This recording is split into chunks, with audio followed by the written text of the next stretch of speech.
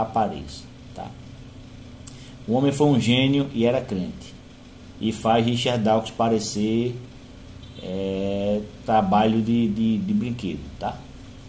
James Prescott Joule viveu de 1818 a 1889. Era um evangélico protestante inglês, era da área da física, né? Fundador da termodinâmica. Estabeleceu o princípio da conservação da energia, primeiro a calcular a velocidade das moléculas de gás, efeito Joule-Thomson. Ele dizia coisas do tipo: o próximo passo após o conhecimento e a obediência à vontade de Deus deve ser conhecer algo sobre os seus atributos de sabedoria, poder e bondade manifestos nas obras de suas mãos. Tá? O homem era um gênio e era crente. James Clerk Maxwell viveu de 1831 a 1879. Era um evangélico protestante escocês. Fundador, era da área da física, eletricidade e magnetismo. Fundador do eletromagnetismo clássico, tá? Ele escreveu sobre a infalibilidade e a inerrância da Bíblia, tá? O homem era um gênio e era crente, não era da periferia da cultura, como Richard Dawkins acusa, tá? Werner von Braun, evangélico luterano, PhD em ciência aeronáutica, desenvolveu os foguetes V2 da Segunda Guerra Mundial, desenvolveu os primeiros mísseis guiados dos Estados Unidos, desenvolveu o projeto Apollo, tá? Ele dizia coisa do tipo: ao contemplar os vastos mistérios do universo, temos apenas a confirmação da nossa fé na certeza do Criador. Acho difícil compreender um cientista que não reconhece a presença de uma racionalidade superior por trás da existência do universo, tanto quanto seria difícil compreender um teólogo que negasse os fatos da ciência, tá? Ele defendia basicamente que a ciência e a teologia ou a religião estão em fluxo, né? Estão em fluxo e estão em diálogo, estão em contato, tá? Então, eu li um livro do Michael Denton, né? Evolução, uma teoria em crise. Esse livro, a primeira edição dele foi de 1986. Já tem uma edição mais recente, né? Que se chama Evolução, uma teoria ainda em crise. Infelizmente esse livraço ainda não foi publicado no Brasil, tá? Michael Denton diz nesse livro, Evolução, uma teoria em crise, ele diz: hoje estima-se que mais de 100 mil cientistas em todo o mundo sejam simpatizantes com o design inteligente e rejeitam a teoria da evolução, tá? Então, são dados aí de um pesquisador de renome, tá? O que pensa um ateu sobre o cristianismo, tá bom? O que pensa um ateu sobre o cristianismo, tá? Tem um ateu chamado Alfredo Bernard, que eu nem sei como ele anda hoje, tá? Ele ataca todo tipo de religião, inclusive o cristianismo, de estarem historicamente erradas. Né? Será mesmo? Alfredo defende que os discípulos escreveram o Novo Testamento para ganhar dinheiro. Tá? É uma acusação grave, né? Então, existem dois tipos de ateus que lutam contra o cristianismo na questão histórica, tá? Aquele que nega a existência de Deus e, consequentemente, a existência de Jesus. E segundo, aquele que nega a existência de Deus, mas não nega que Jesus tenha existido, mas que foi apenas um agitador político que morreu e permanece enterrado em algum lugar. Esta linha de pensamento defende que os relatos de milagres no Novo Testamento são acréscimos posteriores à vida natural de Jesus, invenções. Mas quanto tempo leva para um relato mitológico ser inserido em uma história real, tá? Eu li o livro de George McDowell, Evidência que exige um veredito, que diz que para uma história mítica entrar na vida de uma pessoa que viveu, tá? É cerca de 200 anos. Nós não temos isso com respeito ao Novo Testamento, tá? Eu defendo que o Novo Testamento, todo ele, com exceção do livro de Apocalipse, foi escrito, todo ele, antes do ano 70, tá? Por quê? Porque nenhum livro do Novo Testamento menciona a queda de Jerusalém. No ano 70, o general romano Tito cerca Jerusalém, invade a cidade, destrói o templo, mata mais de 1 milhão de judeus e leva o restante cativo, tá? Em nenhum momento isso é mencionado no Novo Testamento. Então, todo o Novo Testamento foi escrito antes do ano 70 depois de Cristo, tá? E é uma prova da antiguidade dos escritos do Novo Testamento, tá? É uma prova incrível, tá? tá bom? Para mim esse fato seria impossível alguém escrever a história de um evento que aconteceu em Israel, que envolveu o templo, que envolvia a principal cidade de Jerusalém, que envolveu o sacerdócio, tá? Seria impossível alguém escrever algo sobre Jesus depois do ano 70 e não citar a queda de Jerusalém, tá? Então, todo o Novo Testamento foi escrito antes do ano 70, com exceção de Apocalipse, que não tinha essa intenção, tá?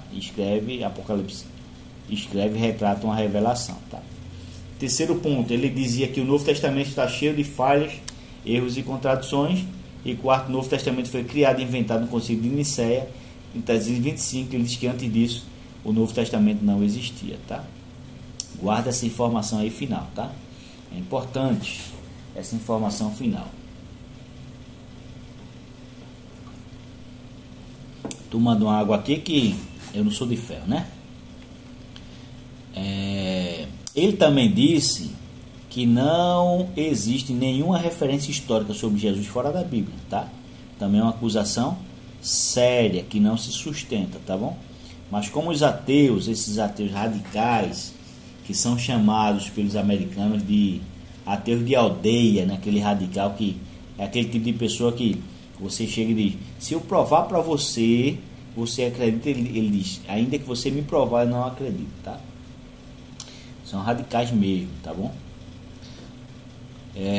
Evidências em prol do cristianismo, tá? Para responder todas essas acusações.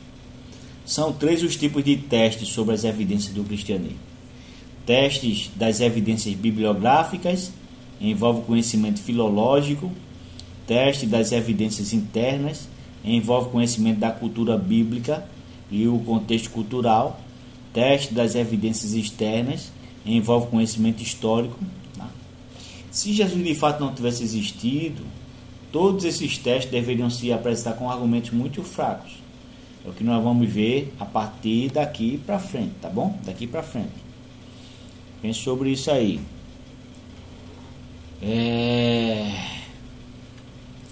O Novo Testamento passa no teste bibliográfico. 3 perguntas iniciam nossa investigação, tá? Você deve internalizar essas perguntas aí. Primeira, qual a credibilidade das cópias que temos em relação ao número de manuscritos e ao intervalo de tempo transcorrido entre o original e a cópia existente, tá? Vou repetir.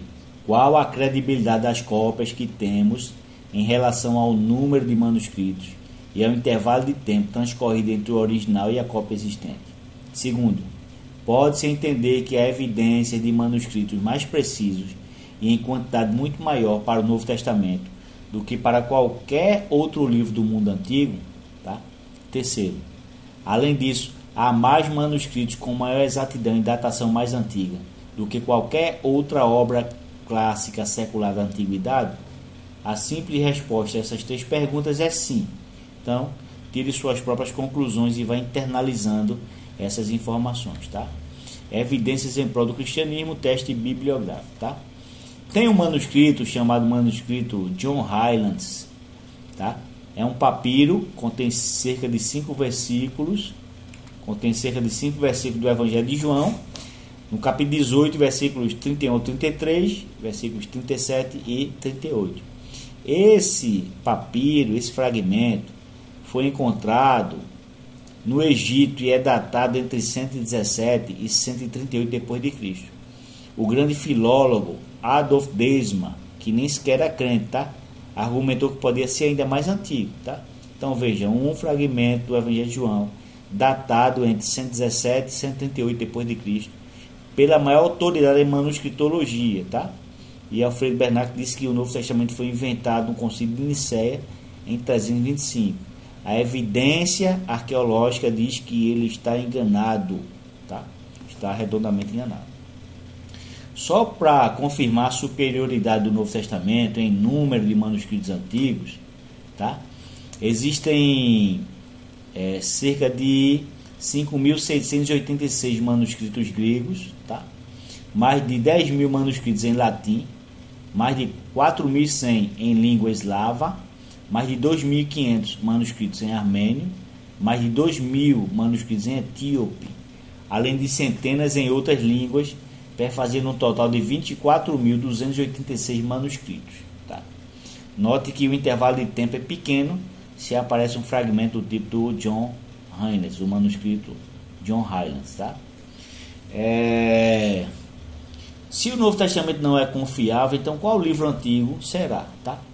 Comparando o Novo Testamento com os escritores da Antiguidade, podemos saber que existe um grande espaço de tempo entre o manuscrito original e a cópia existente. Tá? Perceba aí, o tempo em que o original foi escrito e a primeira cópia. Tá? Nós temos lá do Novo Testamento o manuscrito datado de 117. Tá? Um fragmento do Evangelho de João. Tá? O documento mais antigo e mais bem confirmado, a Ilíada de Homero, empalidece ante a soberania do Novo Testamento, com apenas 643 exemplares. Tá? Nós no Novo Testamento temos mais de 24.000. Para piorar, o espaço de tempo entre o original e a cópia mais antiga dos outros textos antigos é superior a 1000 anos. Tá? O espaço de tempo entre o autógrafo, o primeiro escrito original, e a primeira cópia. Tá? Nos textos que competem com o Novo Testamento, a distância entre o primeiro manuscrito e a cópia é de 1000 anos, tá? Superior a 1000 anos. 1000 anos para Tácito e César, 1300 anos para Heródoto, tá? 1500 anos para Demóstenes. O Novo Testamento tem um fragmento dentro de uma geração de sua redação original, a maioria dos livros do Novo Testamento dentro de 200 anos, e todo o Novo Testamento tem cerca de 250 anos da data de seu término. Para corroborar ainda mais, o grau de precisão é maior para o Novo Testamento do que para outros documentos comparáveis, aproximadamente 99% copiados com precisão. Tá? Aí você lê o livro aí, Introdução Bíblica, como a Bíblia chegou até nós, tá bom? É importante termos essa comparação. Uma comparação honesta de algumas observações já mencionadas até aqui. Primeiro, o número de manuscritos. O Novo Testamento tem mais de 24.000 manuscritos. O espaço de tempo entre o original e a cópia mais antiga. Tá? O John Highlands foi descoberto em 117, é datado em 117. Tá? Terceiro, a exatidão do Novo Testamento, todas dão testemunho de que o Novo Testamento é o documento historicamente mais exato e confiável de todos os documentos da Antiguidade. Tá? Agora a gente tem ainda outro fator importante, o papel desempenhado pelos pais da igreja. Né? Qual a importância? As citações da Escritura nas obras dos primeiros escritores cristãos são em número tão grande que é virtualmente possível reconstituir o Novo Testamento a partir dessas citações, sem fazer uso dos manuscritos ou da Bíblia daquela época. Né? Essas citações em sermões e comentários e cartas, né, logicamente, são tão vastas que, se todo o Novo Testamento fosse destruído, seria possível reconstruí-lo só com as citações desse período. Né? Exemplo, Clemente de Roma, né, do ano 95 depois de Cristo. Orígenes em De Princípios, que é a primeira teologia sistemática da história do cristianismo, né, sobre os princípios. No livro 2, capítulo 3, chama Clemente de Roma de discípulo dos apóstolos. Tá? No livro Contra as Heresias, no capítulo 23, Tertuliano diz que Clemente fora nomeado por Pedro. Tá? Ele é um dos pais apostólicos que foram ensinados por um apóstolo. Tá? Irineu prossegue em Contra as Heresias no livro 3, capítulo 3, dizendo que, abre aspas, que Clemente ainda tinha o ensino dos apóstolos ecoando em seus ouvidos e a doutrina deles diante de seus olhos, fecha aspas. Então Clemente de Roma fez citações de Mateus, Marcos, Lucas, Atos, 1 Coríntios, 1 Pedro, Hebreus e Tito. Tá? Então, o homem morreu, ele escreveu entre o ano 95 e 110, gente. Como é que ele cita esses livros e o ateu diz que esse livro foi inventado em Niceia, tá? 325. Não faz sentido, é falso, tá bom? Inácio de Antioquia, que viveu do ano 170 ao ano 110 depois de Cristo, Foi bispo de Antioquia e foi martirizado, tendo conhecido bem os apóstolos. Suas 7 cartas contêm citações de Mateus, João, Atos, Romanos, 1 Coríntios, Efésios, Filipenses, Gálatas, Colossenses, Tiago, 1 e 2 Tessalonicenses, 1 e 2 Timóteo, 2 Pedro, tá? Veja, então, dizer que o Novo Testamento foi inventado em Nicéia, se Inácio já cita o Novo Testamento extensivamente até a sua morte no ano 110, não faz sentido a acusação. Policarpo de Esmirna, que viveu do ano 70 ao ano 156 depois de Cristo, foi martirizado aos 86 anos de idade, foi bispo de Esmirna e discípulo do apóstolo João, tá? Entre outros que também citaram o Novo Testamento, encontra-se Barnabé, do ano 70, depois de Hermas, do ano 95, Tassiano, do ano 170, e Irineu, do ano 170, depois de Cristo. Clemente de Alexandria, que viveu do ano 150 a 212, tá? Dentre as citações que faz, 2.400 citações são do Novo Testamento. Ele cita todos os livros, com exceção de 3, tá? Então dizer que o Novo Testamento foi inventado em Nicéia é uma informação falsa, tá? Tertuliano de Cartago, que viveu de 160 a 220, citou mais de 7.000 vezes o Novo Testamento, dos quais 3.800 citações são citações dos Evangelhos, tá? Hipólito, que viveu do ano 170 ao ano 235, faz mais de 1.300 referências ao Novo Testamento. Justino Marte, do ano 133, combateu o herege Marcião, citou o Novo Testamento 330 vezes. Orígenes, que viveu do ano 185 ao ano 253, outros dizem 254, né? Esse dinâmico escritor fez uma compilação a partir de mais de 6.000 obras, tá? Ele apresenta mais de 18.000 citações do Novo Testamento.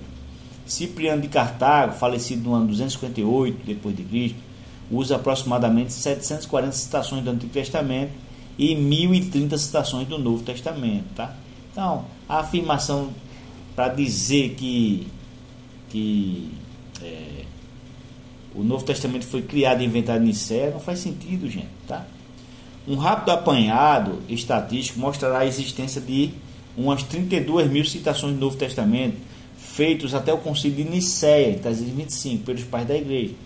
Essas 32.000 citações são apenas um número parcial e nem mesmo incluem os escritores do século IV, apenas acrescentando as citações feitas por outro escritor, Eusébio de Cesareia, que escreveu prolificamente, escreveu de uma forma massiva, num período que vai até o Concílio de Nicéia, teremos o total de citações aumentado para mais de 36.000 citações, tá?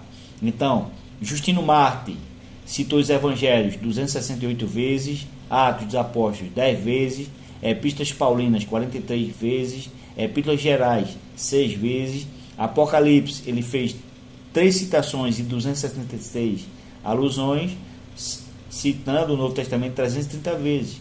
Irineu de Lyon citou os Evangelhos 1038 vezes, citou Atos dos Apóstolos 194 vezes, citou as Epístolas Paulinas 499 vezes, citou as Epístolas Gerais 23 vezes, citou Apocalipse 65 vezes, fazendo um total de 1.819 citações.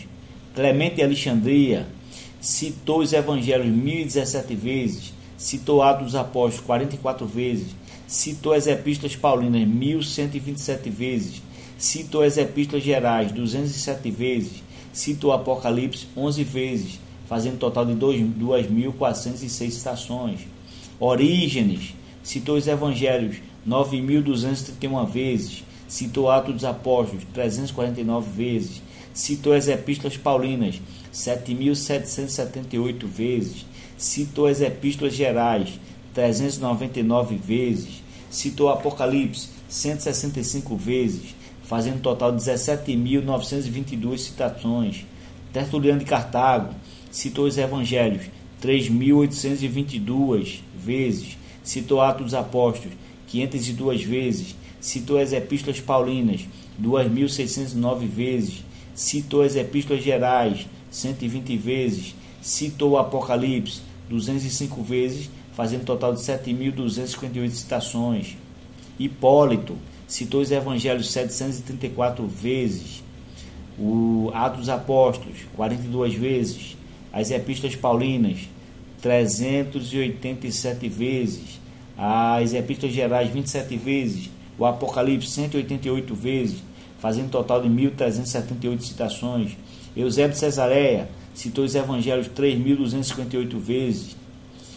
Atos citou 211 vezes. As epístolas paulinas citou 1.597 vezes.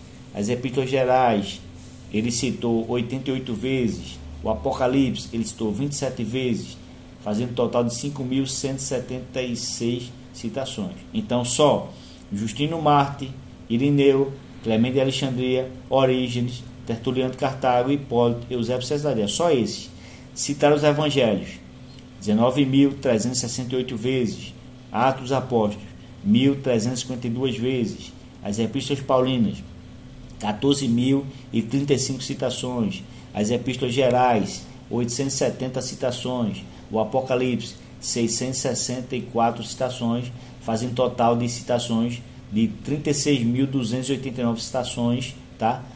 Antes, até o Concílio de Nicéia, tá bom? Então a ideia de que o Novo Testamento foi inventado no Concílio de Nicéia é completamente falsa, tá? É uma acusação completamente irresponsável e falsa, tá? A todos esses aí que a gente citou, ainda se podem acrescentar os nomes de Agostinho, Amábio, Latâncio, Crisóstomo, Jerônimo, Gaio Romano, Atanásio, Ambrósio de Milão, Cirilo de Alexandria, Efraim o Sírio, Hilário de Poitiers, Gregório de Nícia, etc. Sobre as citações patrísticas do Novo Testamento, Léo Jagney escreve, abre aspas, dentre as volumosas obras de material não publicado que o Deon Bourgon deixou ao morrer, destaca-se o índice de citações do Novo Testamento feitas pelos pais da Igreja Antiga. Consiste de 16 espessos volumes que se encontram no Museu Britânico e contém 86.489 citações, fecha aspas. Observe que, tendo em vista o Novo Testamento ter 7.959 versículos, de um modo geral, o Novo Testamento poderia ser reconstruído cerca de 11 vezes, só observando as citações da era patrística, tá bom? Então é pujante, o Novo Testamento é pujante comparando com as obras da Antiguidade, tá? As evidências internas, o teste das evidências externas, né? As evidências internas, eu não vou mencionar para não invadir outro termo da arqueologia, tá? Os ateus afirmam que não existe nenhuma, esses ateus radicais, o ateu de aldeia, tá? Que não existe nenhuma citação acerca de Jesus fora da Bíblia. Mas, se nós reunirmos 10 referências fora do Novo Testamento, o que teremos, tá? Apenas 10 referências fora do Novo Testamento, fora da Bíblia. O que teremos? Jesus viveu durante o tempo de Tibério César, tá? Ele viveu uma vida virtuosa, realizou maravilhas, teve um irmão chamado Tiago, foi aclamado como Messias, foi crucificado a mando de Pôncio Pilatos, foi crucificado na véspera da Páscoa judaica, trevas e um terremoto aconteceram quando ele morreu, seus discípulos acreditaram que ele ressuscitara dos mortos, seus discípulos estavam dispostos a morrer por sua crença, o cristianismo espalhou-se rapidamente chegando até Roma, seus discípulos negavam os deuses romanos e adoravam Jesus como Deus. Quais as fontes? Flávio Joséfo, o historiador judeu, no livro História dos Hebreus, Tácito, historiador romano, Plínio Jovem, também romano, Flegon, Talo, Suetônio, Luciano, Celso, Marabá Serapião e, incrivelmente, o Talmude de Babilônia, tá? Todos esses testemunhos que disseram isso de Jesus, a grande maioria são testemunhas hostis, inimigas do cristianismo, tá? Que confirmam de forma maravilhosa o que o Novo Testamento diz sobre Jesus, tá? Tibério César, imperador da época de Jesus, é citado 9 vezes pelos relatos extrabíblicos e Jesus 10, tá? Se contarmos com a menção de Lucas, Tibério só para 10, e se contarmos com as fontes cristãs dos primeiros 150 anos, ficaria uma ordem de 43 para 10, tá? Então, Jesus e o Novo Testamento dispara em importância. A teoria de que Jesus não existiu fica totalmente injustificada, é uma teoria completamente irresponsável. Então vamos ver algumas citações aqui, tá? Primeira citação do Talmud de Babilônia, né? O Talmud de Babilônia de Sanhedrin 43a, abre aspas. Na véspera da Páscoa, eles penduraram Yeshu, que ia ser apedrejado por prática de magia e por enganar Israel e fazer ele se desviar. E eles o penduraram na véspera da Páscoa, tá? O Talmud babilônico, Sanhedrin 43a. Veja aqui o que essa citação diz para nós, tá? Que Jesus foi pendurado na véspera da Páscoa, tá? De acordo com o Novo Testamento, tá? No Talmud. Ele ia ser apedrejado por prática de magia. Prática de magia, se você abrir Mateus capítulo 12, versículo 34, ali naquele contexto, Jesus foi acusado de expulsar os demônios pelo poder de Belzebu, tá? Então veja, prática de magia é uma confirmação não de que Jesus realizava magia, mas do que os judeus sacerdotes caluniavam Jesus, tá? É uma confirmação incrível. O terceiro dado dessa citação é que diz que Jesus levou Israel, enganou Israel e levou Israel a se desviar. Veja só.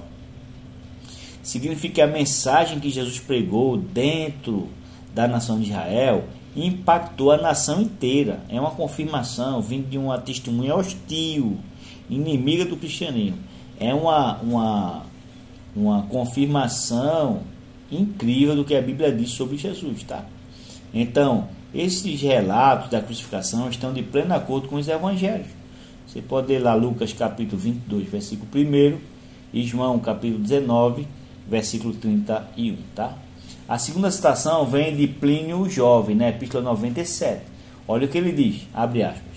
Os cristãos têm como hábito reunir-se em um dia fixo, antes do nascer do sol, e dirigir palavras a Cristo como se este fosse um Deus.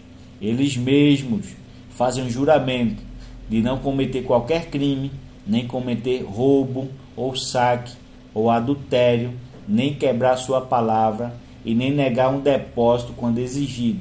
Após fazerem isto, despedem-se e se encontram novamente para a refeição.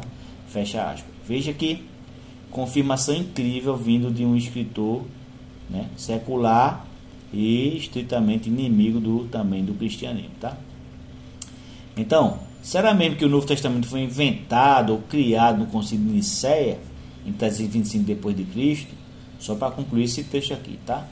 Do ano 95 ao ano 110 depois de Cristo, Clemente de Roma, Inácio de Antioquia e Policarpo de Esmirna citaram em suas cartas, tá, 25 dos 27 livros do Novo Testamento, com exceção de Judas e 2 João, que já tinham sido escritos, tá? A Epístola de Judas cita Tiago como vivo ainda. Tiago foi martirizado no ano 62 depois de Cristo, segundo Flávio Joséfo, tá?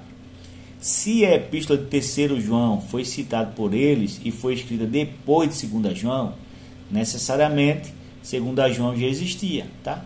Uma vez que Clemente estava em Roma, Inácio e Policarpo estavam a centenas de quilômetros de distância, é necessário que os livros já tivessem sido escritos há um bom tempo para ter dado tempo de circular, tá?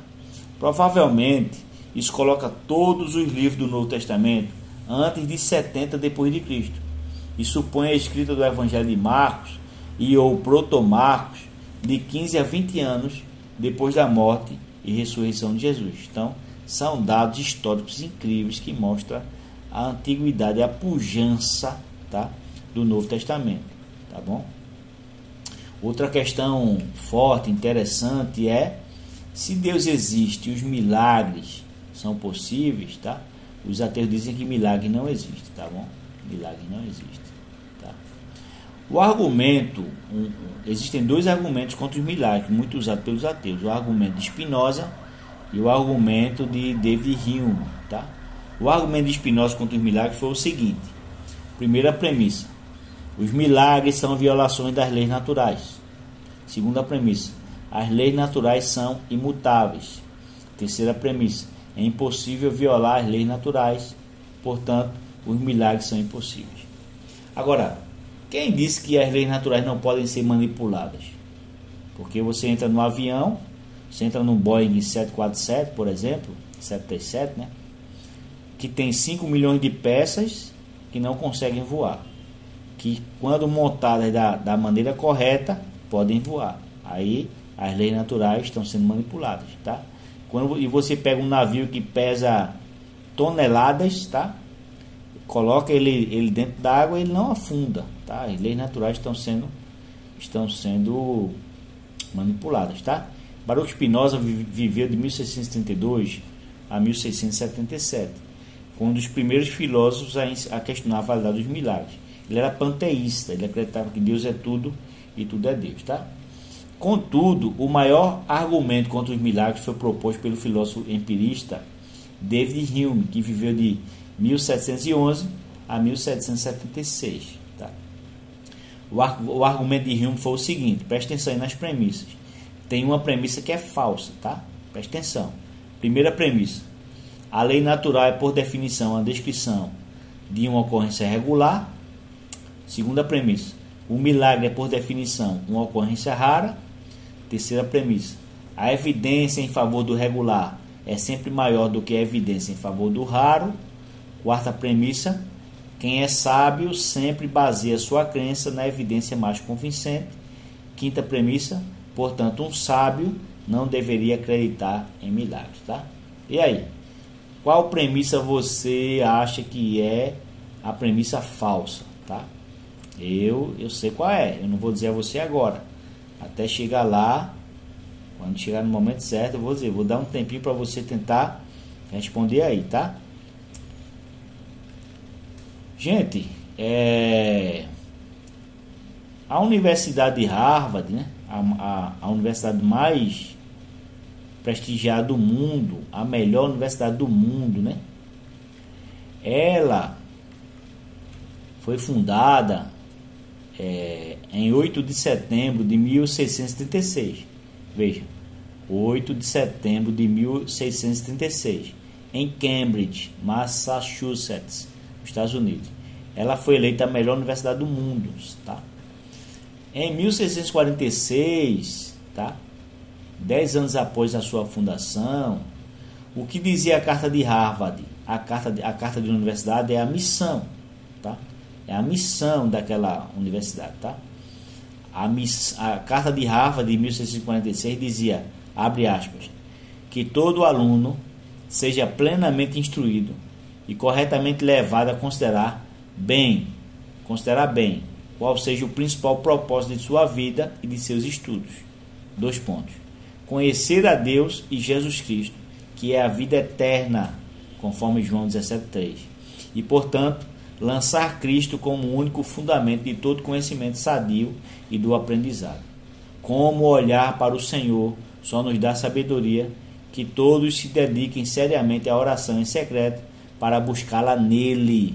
Provérbios 2 e 3, fecha aspas, tá? Então, veja, Harvard foi fundada para treinar pensadores cristãos, filósofos cristãos, teólogos cristãos, tá? Pastores. O que levou Harvard a abandonar seu propósito inicial e hoje ser uma universidade liberal, que nega, por exemplo, os milagres? É exatamente o argumento de David Hume contra os milagres. Se as 4 primeiras premissas, tá, ou frases que eu já mencionei, de Hume contra os milagres estiverem certas, a conclusão certamente estará certa. Mas uma das premissas é falsa. A terceira premissa, a premissa que diz: a evidência em favor do regular é sempre maior do que a evidência em favor do raro. Existem muitas ocorrências raras que o David Hume nunca duvidou, tá? Existem ocorrências raras que acontecem apenas uma vez ou aconteceram segundo a própria crença de um ateu, e Hume, por exemplo, um ateu, nunca duvidou, tá? E nós vamos ver quais são essas ocorrências, tá? Então vamos pensar um pouco. Coisas que aconteceram e são eventos raros e Hume nunca duvidou, tá? Primeiro, a origem do universo ocorreu apenas uma vez é uma ocorrência rara, e Hume nunca duvidou disso. Segundo, a origem da vida, segundo o ateu, aconteceu apenas uma vez, e Hume nunca duvidou disso. Terceiro, a origem das novas formas de vida ocorreu apenas uma vez, e um ateu acredita nisso, ferindo a maior lei da ciência, a lei da biogênese, tá? Quarto, toda a história do mundo é composta de ocorrências raras e não repetíveis, inclusive o nascimento do próprio Hume, e ele nunca duvidou de ter nascido, tá? Então, o nascimento de uma pessoa, apesar de nascerem pessoas todos os dias, o nascimento de uma pessoa é uma ocorrência rara, que não pode ser repetida, e um ateu não duvida que isso aconteceu e que isso é raro, tá? Então, se Deus existe, os milagres são possíveis? Claro. Os ateus que criticam os milagres, como o da concepção virginal de Jesus ou a ressurreição, né? O milagre da concepção virginal, a ressurreição. Mas por que criticar se o maior milagre já aconteceu, que é a criação de todas as coisas? Já disse em outras aulas aí. A criação é o maior milagre. Nós vivemos dentro desse milagre, tá? É o maior milagre, tá? Para você ter uma ideia, sabe quantas estrelas existem em nossa galáxia? Mais de 100 bilhões, entre 100 bilhões e 6 quinquilhões de estrelas, que equivalem a todos os grãos de areia de todas as praias e de todos os desertos da Terra. E qual é a imensidão do universo? A distância média entre as estrelas é de 50 trilhões de quilômetros. O que significa essa distância? Veja que todas as estrelas que existem no nosso universo equivalem a todos os grãos de areia de todos os desertos da Terra, todos os grãos de areia de todas as praias da Terra, tá? E as estrelas, cada grãozinho de areia desse está distante um do outro, 50 trilhões de quilômetros. O que significa essa distância? O veículo mais rápido que o homem já construiu, o ônibus espacial, quando estava em órbita, esse veículo já foi aposentado. Quando ele estava em órbita, viajava a uma velocidade de 27 mil km por hora, quase 8 km por segundo. Se você pudesse entrar no ônibus espacial e viajar no espaço a uma velocidade de 8 km por segundo, seriam necessários 201.450 anos para você ir de uma estrela a outra. Para você ir do nosso Sol, a primeira estrela mais próxima, Alfa Centauro, viajando a 8 km por segundo, demoraria 201.450 anos, tá? Se alguém tivesse entrado em um ônibus espacial no dia que Jesus nasceu, há 2.000 anos atrás, e rumado do Sol a outra estrela, hoje essa pessoa estaria a menos de 1/100º da distância total. Então, a distância é incrível, tá? Agora, tenha em mente que estamos falando apenas de 2 estrelas. Ainda existem de 100 bilhões a 6 quinquilhões delas, tá? Pense no grão de areia e a possibilidade de demorar mais de 200 mil anos para ir de um grãozinho de areia a outro, tá? Então, os céus são demais, gente. Em Isaías, capítulo 40, versículo 25, o profeta cita uma pergunta de Deus: com quem vocês vão me comparar? Quem se assemelha a mim? A resposta vem no versículo 26. Deus diz: vocês querem saber o tamanho do meu poder? Ergam os olhos e olhem para as estrelas. Olhem para as alturas, olhem para as estrelas. Eu chamo todas pelo nome e nenhuma vem a faltar, tá? Agora eu entendo que Jesus quis dizer: não vos preocupeis por coisa alguma, porque até o cabelo das vossas cabeças estão contados. Então Deus não tem limites, é o limitador ilimitado, e o Criador incriado, tá? O maior milagre já aconteceu, gente, a criação do universo. É incrível o tamanho do universo. O Salmo 19 diz: os céus proclamam a glória de Deus e o firmamento as obras de suas mãos, tá? Então, isso foi dito muitos anos antes dos maiores astrônomos e cientistas cosmólogos descobrir a imensidão do universo e a imensidão do universo, tá? O interessante é que o profeta Isaías menciona que os homens são bem pequenos, tá? Se você abrir uma imagem aí no Google, e comparar o tamanho do Sol com a Terra, você vai ver que a Terra é infinitamente menor, tá? O interessante é que o profeta Isaías já mencionou que os homens são bem pequenos, tá? São bem pequenos. Abra aí e olha o tamanho da terra, o tamanho do sol, tá? E o profeta Isaías já dizia isso 700 anos antes de Jesus nascer, tá bom? 700 anos antes de Jesus nascer, tá? Tem uma fotografia que quando o Carl Sagan, o agnóstico, né, americano, estava na NASA, a NASA estava enviando um satélite para o espaço. O satélite estava viajando, e quando o satélite chegou a uma distância de 64 bilhões de quilômetros da Terra, que comparado com o universo é uma distância pequena, né? Ele pegou o joystick e virou a câmera para trás, de onde o telescópio estava viajando, se afastando. E ele tirou uma foto. Essa foto é bem conhecida, tá na internet, tá? E lá tem um pontinho pálido azul nessa foto, tá? Que é a Terra, né? Ali naquele pontinho azul estamos nós. Toda a trama que se passa na Terra tá lá, bem pequenininho, tá? E lá em Isaías 40, a Bíblia diz no versículo 12: Quem mediu na concha da sua mão as águas, e tomou a medida dos céus aos palmos, e recolheu numa medida o pó da terra, e pesou os montes com o peso e os outeiros em balanças. Tá? Versículo 15: Eis que as nações são consideradas por ele como a gota de um balde, e como o pó miúdo das balanças. Eis que ele levanta as ilhas como uma coisa pequeníssima. Versículo 17: Todas as nações são como nada perante ele. Ele as considera menos do que nada e como uma coisa vã. Tá? Então, gente, guarda essas informações. Se puder, escute novamente quando estiver fazendo atividade dentro de casa, varrendo a casa, lavando os pratos. O homem também, não estou dizendo isso para as irmãs não, tá? Tiver fazendo alguma atividade, indo trabalhar, dirigindo, indo trabalhar de ônibus, tá? Você coloca aí e vai escutando novamente, e vai internalizando essas informações, para que quando o ateu lançar um desafio, que esse desafio não seja um ponto de parada na conversa, tá? Mas um ponto de partida, que essa conversa seja bem proveitosa para a glória de Deus.